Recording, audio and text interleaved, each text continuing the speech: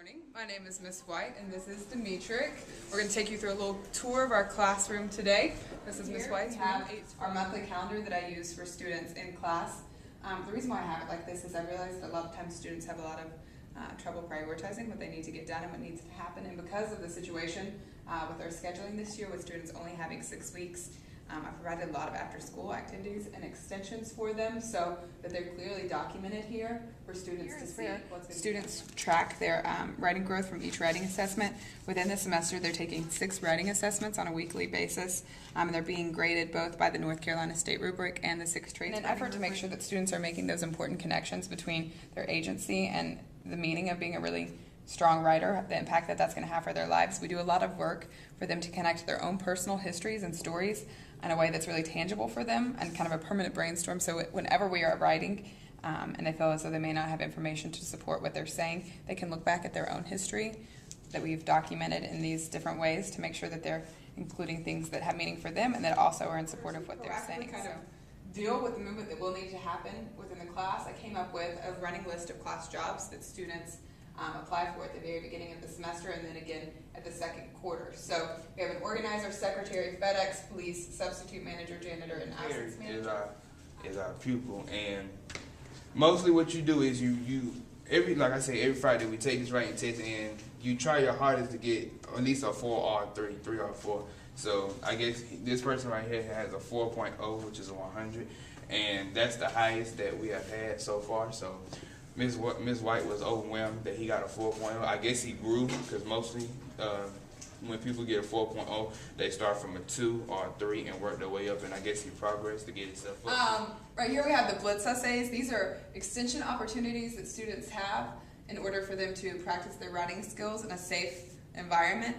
These essays do count as credit towards their grade, but they are not graded on performance. What happens is that students take these essays home and they write them and then they turn them into me. I return them with comments. They then return their essay to me with the adjustments made. I'll look at it again. And we take those that conversation between the student and I in a safe format so that they're feeling no fear when they're writing. A lot of times students hesitate to write because they're afraid they're going to write the wrong thing, and this provides a safe format for them to experiment and try new things while also receiving feedback and comments that's helpful to them without having to attend Movie Monday, extended day, Saturday school. You come over here and there's essay number 1, number 2, number 3, number 4. You start at essay number 1, and what you do is you get the essay, you write it, you try your hardest to get a 3, and if not even get the 3, turn in Miss White, she'll do the corrections and everything that you did wrong, she'll correct you on it.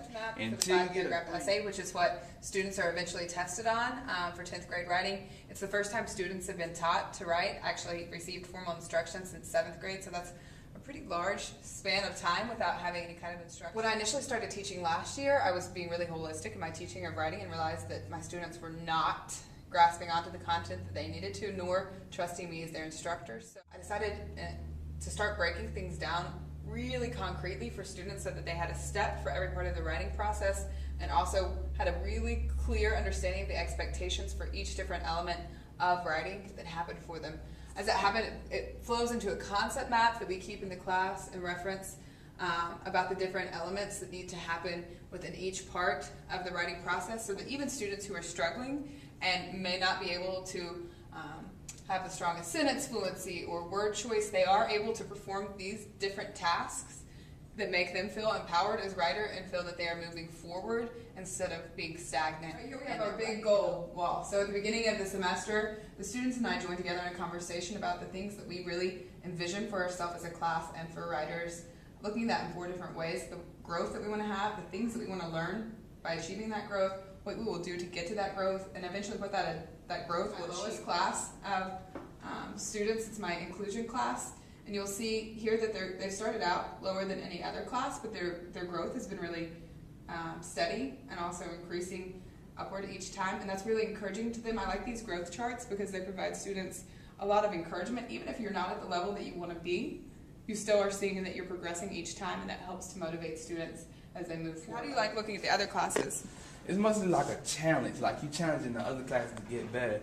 Like if a class doesn't do that well, and like they look over at the first block and they're like, okay, they doing it, so we got to do it. So it's mostly like you're challenging the blocks, not more like Not more like challenging as in the bad way, challenging in the good way to make everybody feel good. Because like I said, for the do, we gotta motivate each other. So not just the people in your class, but the other students.